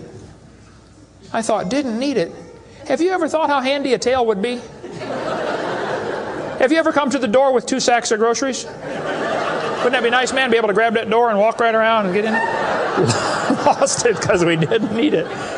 Man, you could drive the car and tune the radio knob and hold the Coke at the same time. We're going to tell the kids that lobe-finned fish show evolution. Yes, boys and girls, during the Devonian period, 410 million years ago, there were fish with lobe fins. What that means is a short arm and then the fin grows. Well, that's stupid, okay? The lobe-finned fish are still alive. They're called the coelacanth. And when they found the first coelacanth in 1938, people didn't believe it. They said it can't be true because they died millions of years ago. When they finally proved, yes, they're still here, all they said was, wow, they survived for millions of years. Never dawned on them to maybe question the whole theory. Never dawned on them. When Dr. Roy Mackal went to Africa and did expeditions on dinosaurs still alive in the African swamp, University of Chicago microbiology professor Dr. Roy Mackal wrote this book. He went over there twice, interviewed folks who've seen living dinosaurs. People who've never seen a white man. When he showed them the Apatosaurus, they said, yeah, that's Mokele Mbembe. He lives out in the river. He's not friendly. Don't get close. Dr. Mackal said, fellows, that's a dinosaur. They've been dead for 70 million years. The natives said, well, we're sorry. We didn't know about that. All we know is we see them out there once in a while. So Mackal gets back, writes this book, and says, folks, there are still some dinosaurs alive in Africa. Then he says, it's amazing. They survived for 70 million years. Never will cross his brain that maybe your basic theory is wrong. That thought will never enter his mind, I don't think. It ought to. Lobe-finned fish are still alive, folks. They tell them trilobites are good index fossils for rock that is 600 million years old. Well, that's stupid, okay? There's a human shoe print where a guy stepped on and squashed a trilobite. How could a human step on a trilobite? If they're 500 million years ago. One guy said, maybe aliens visited the planet and stepped on a trilobite. Trilobite had the most sophisticated eye ever found in nature. It's one of the first animals to evolve, and it's already got the most complex eyeball. I don't think so. The whole thing about index fossils is stupid, okay? There aren't any index fossils. The graptolites are the index fossil for 410 million year old rock, and yet they're still alive right now in the South Pacific. They tell the kids the dinosaurs are index fossils for 70 million year old rock. Folks, dinosaur blood was found inside the bone. Don't you think it's going to decay in less than 70 million years? There's enormous evidence that man and dinosaurs have always lived together. We cover that for 2.5 hours on video number 3 of our Blue series of tapes. Gene Thomas, missionary friend of mine, was in the Congo swamp for 42 years as a missionary. He said, I had 2 pygmies in my church that killed and ate one. Yes, dinosaurs are still alive. California, 1925, this thing washed up on the beach called California's Nessie. Laid there on the beach and rotted away. Here's a guy behind it with a rifle. In the front you can see the critter's head, neck going off to the right. The neck was 20 feet long. One atheist wrote me a letter and said, Hovind, you're so stupid. Don't you know that was a whale? Show me any neck on a whale, would you please? No, I think dinosaurs have always lived with man. They were called dragons for most of history. People killed most of them. There could be a few still around. It wouldn't affect me at all, okay? I don't think there's a lot of them, but there could be a few still out there. They changed the name in 1841 to dinosaur. That's all that happened. And man exterminated most of them. They're mentioned in the Bible. We cover all that in video number 3. They're going to tell the kids, we've got evidence for evolution. It works by natural selection. Well, yeah, natural selection works, but see, evolution is based on 2 faulty assumptions. Number 1, they say mutations make something new. That's never been observed. And natural selection makes it survive. That's never been observed. That sounds good theoretically, but it's never been observed. Mutations happen, there's no question, okay? Thousands and thousands of mutations happen. But even guys like Pierre Gross will say, no matter how numerous they may be, mutations do not produce any kind of evolution. They're only scrambling existing information. They're not adding anything new. Here's a 5-legged bull. That's a mutant. There's no new information added. Doesn't the bull already have the gene code to make a leg? You just built one in the wrong place, that's all. This is not new information. This is scrambled information. That's not new. Here's a short-legged sheep. He's the first one the wolf is going to catch. Go, boys, go. Here comes the wolf. Herman didn't make it. Here's a 2-headed turtle. That's a mutant. Not ninja, but he's mutant. He's going to freeze first winter. Nobody makes a double-neck turtleneck sweater. I've never seen one. I've been looking. See, a mutation is scrambling information that already exists. It's like you can take the letters from the word Christmas and get all sorts of different words, scrambling them up. But you never get Xerox, zebra, or queen. The letters aren't available. And a mutation does not give you new information. It scrambles existing information. This textbook shows the kids a 4-wing fly. Look what it says now, kids. You've got to be careful or you'll be tricked on this one. Normal fruit flies have 2 wings. This mutant has 4. This rare mutation, like most mutations, is harmful. Look what it says. Beneficial mutations are the raw material for natural selection. Oh, why didn't they show us one? Why did they show us an example of a bad mutation and tell us that good ones is how it works? Show me a good one. You know why nobody's ever shown a good mutation? Because nobody's ever seen a good mutation. One professor I was debating said, I know a good mutation. He said, people in Africa that get sickle cell anemia cannot get malaria. Wow, that's like saying if you cut off your legs, you can't get athlete's foot. Yeah, you're probably right, but that's not a beneficial mutation. They tell them evolution and natural selection go together. He says, this textbook says natural selection causes evolution. That's stupid, okay? Natural selection doesn't cause any evolution. Natural selection is a conservative process that keeps the species strong. That's all it does. That's all it can do. It has no creative properties. Natural selection, nature can only select what there is to select from. If I said, I'm going to go around the world, I'm going to try to raise a race of people that are over 12 feet tall. So everybody under 12 feet tall, we're going to kill them. Year after year, we kill everybody under 12 feet tall. Well, there's nobody to select from, is there? Natural selection can only select what there is to select from. It's a conservative process. If you worked in a factory that produced cars and your job was to check for defects, you know, kick the tires, slam the doors, etc., drive it around, and you caught every single mistake and you rejected it, how long would it take that process to change the car to an airplane? You say it'll never change it. That's my point. Natural selection is like a quality control. It makes sure the bad ones don't survive, but it's not going to change it to something else. Survival of the fittest does not explain arrival of the fittest. And by the way, survival of the fittest is what is called a tautology. Kids, there's a big word. You can learn this. You can use this one on your brother. A tautology is a sentence that means nothing. You can say, oh, you're speaking in tautologies. I'll show you how it works. You say, Professor, why did it survive? I say, oh, because it's the fittest. You know, survival of the fittest. Oh, how do you know it's the fittest? Because it survived. I see. Is that the way it works? That's exactly the way it works. That's stupid, folks, okay? Actually, it's not survival of the fittest. If a whale goes through a school of fish and eats 80% of them, it's survival of the luckiest. I mean, if a snake crawls into a bird's nest and eats 3 out of 4 eggs, does the snake select the weakest of the birds to eat? There's still an egg, man. He's going to eat them all. Okay? Then they do the thing with the fruit flies for the kids. They'll say, boys and girls, we raised flies in the laboratory, and we nuked them and microwaved them and x-rayed them, and we got these flies to have mutated babies. We got flies with curled wings. They fly around, bzz, bzz, bzz, bzz, couldn't go anywhere. They got flies with no wings. What do you call that? A crawl. You can't fly. They raised all these mutated flies in the laboratory and said, you know what, folks? Every fly we got was worse off than Grandpa Fly. Yeah, so? So they tell the kids, you see, this proves that flies have evolved as far as they can go. No, this proves you're messing up with perfectly good flies, okay? God made them right and you're messing them up. Now leave them alone, all right? This guy says we've got proof for evolution because flies in the north have wings 4% larger than flies in the south. That's proof we all came from a rock. That's stupid, I'm sorry. Then they tell the kids, boys and girls, today you're going to learn to think critically.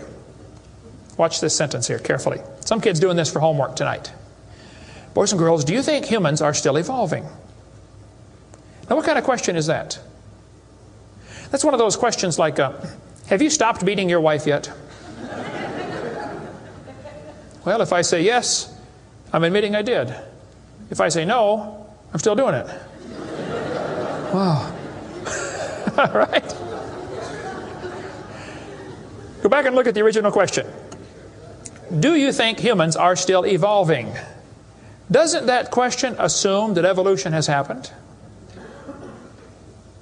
What if a kid doesn't believe in evolution? How's he supposed to do his homework tonight? That question does not teach him how to think critically. That teaches him what to think, not how to think. That's a Soviet-style indoctrination type question. And the textbooks are full of them. They're not learning how to think. And when the kid gets done with this course, he's going to think he knows how to think. But he doesn't. He knows how to be told what to think. Brainwashing at taxpayer expense. Quite a few lies in the textbooks covered in this one. We got a lot more in video number 4. Adolf Hitler said, "You let me control the textbooks, I'll control the state." What is in these books anyway? There's a lot of good science in there, but there's some poison. Professor Wilson at Harvard University said, "As were many persons from Alabama, I was a born-again Christian. When I was 15, I entered the Southern Baptist Church with great fervor and interest in the fundamentalist religion. I left at 17 when I got to the University of Alabama and heard about evolution theory. 1 year of college destroyed his faith." Philip Wentworth said, "When I went to Harvard in the fall of 24, I was not only a Christian, I was a candidate for the ministry. Then for 4 years I underwent a process of mental readjustment which shook my little world to its foundations. Through it all, one thing was clear to me. If I could reconcile religion with intelligence, I knew that I could go on into my chosen career fortified by the experience.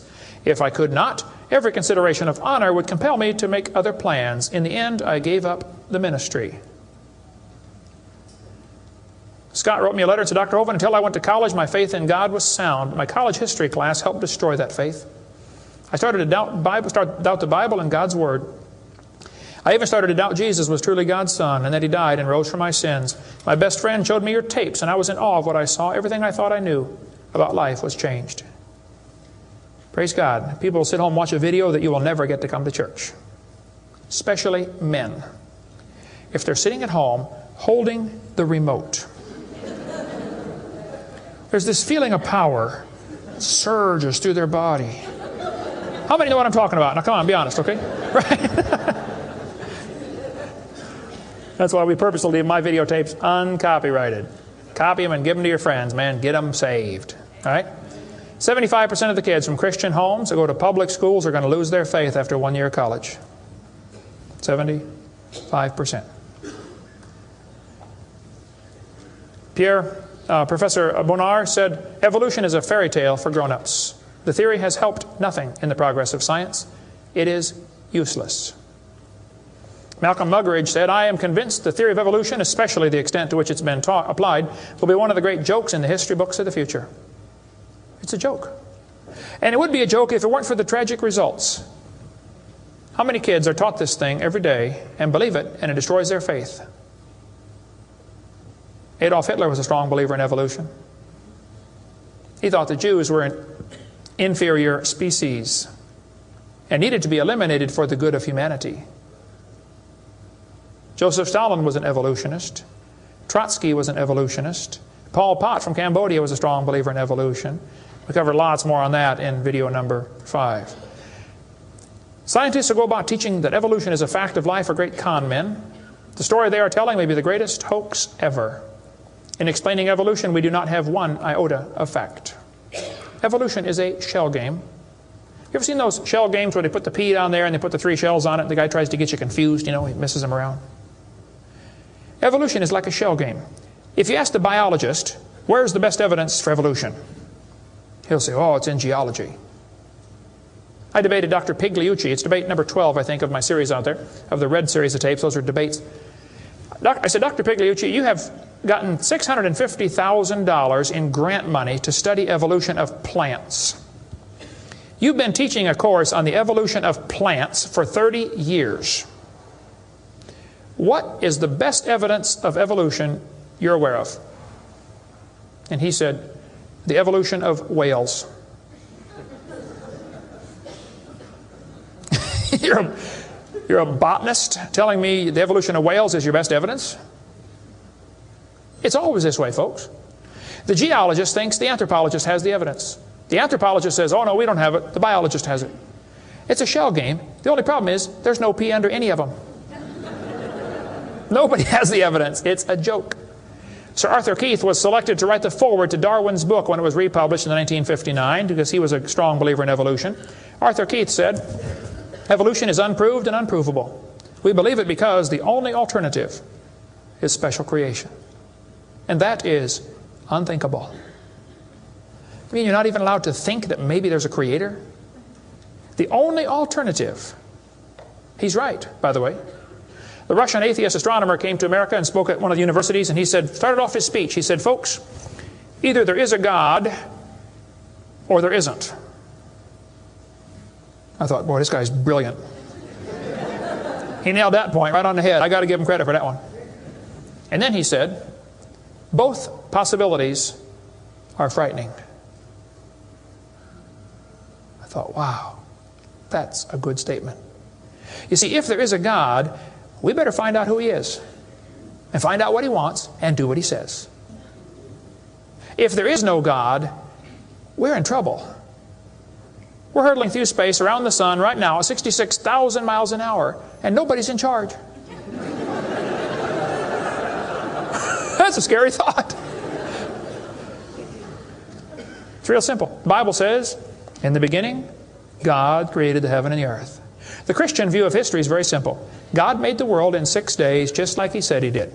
And that explains all the symbiosis relationships.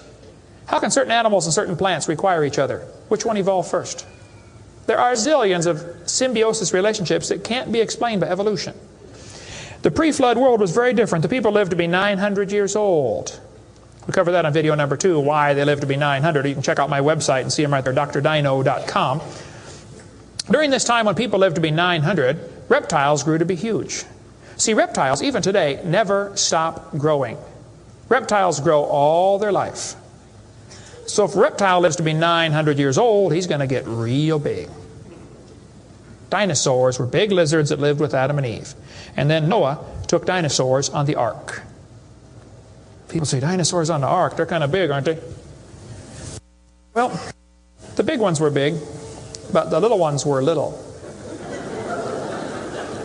And Noah was 600 years old when he built that boat. I bet he was smart enough to figure out, you don't have to bring the biggest ones you can find. Bring 2 babies.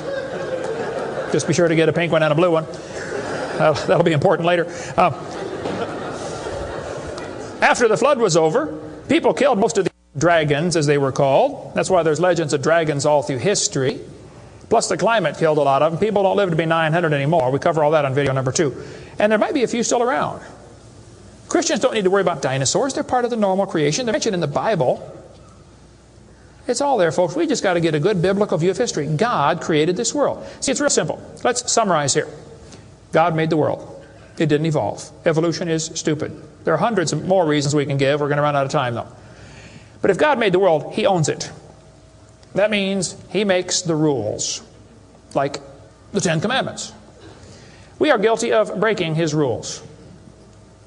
I'll show you. Rule number 9, commandment number 9, thou shalt not bear false witness. That means don't lie.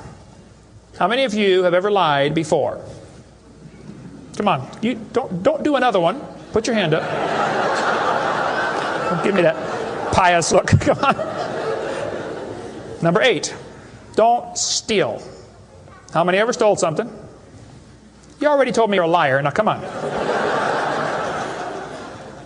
You don't have to read very far to realize we're guilty, which means we're going to be punished.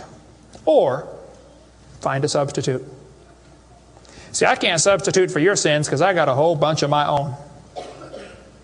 But Jesus Christ is not only willing, He's able. He wants to take your place. He wants to pay for your sins. It's real simple. February 9th, 1969. My friend said, Kent, you're a sinner. I said, well, you can say that again. He said, you deserve to go to hell. But Jesus died for you. He wants you to save you. He wants to save you. If you'll ask Him, He'll save you right now. And I bowed my head and said, Lord, I'm a sinner and I deserve to go to hell, but would you please forgive me and save me? And I've got God's promise I'm going to heaven. Hey, if you died today, where would you go? You ought to think about it because you will be dead for a long time. Doesn't matter how long you live, you're going to be dead longer than that. You know, George Washington died 200 years ago. And he's still dead. How much longer does he have to go? You're going to be dead for a long time. All you get in this life is a little bitty dash between two dates.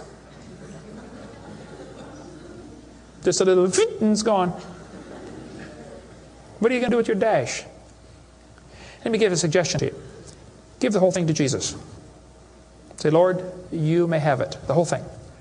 One time a little boy saw Jesus preach, and he had a little sack lunch, 5 biscuits and 2 fish sticks. I said, here, Jesus, you can have the whole thing. Jesus said, thank you, son. Everybody sit down, please. 5,000 men, plus women, plus children. We can assume probably 20,000 people. Jesus started breaking those fish sticks and bread up and making fish sandwiches and started passing them out to the disciples. And everybody sat down in the grass and they passed them out and passed them out and passed them out and passed them out. When they got all done, everybody was stuffed. You want another fish sandwich? Oh, no, I can't. No, man, I'm stuffed. He said, okay, disciples, gather up all the fragments. They got 12 baskets full of fragments left. That little boy came home from the meeting. Mama said, hey, son, how'd you like your lunch? Oh, Mom, you won't believe it. Was it good? Oh, it was good, Mom. You have any left? Hey, disciples, come on in here, would you please? See, he decided to give it all to Jesus. Now, he ended up getting fed himself. He's one of them 20,000 that got fed, you know. He could have kept it and got fed, or he could give it away and get fed. Worked the same either way.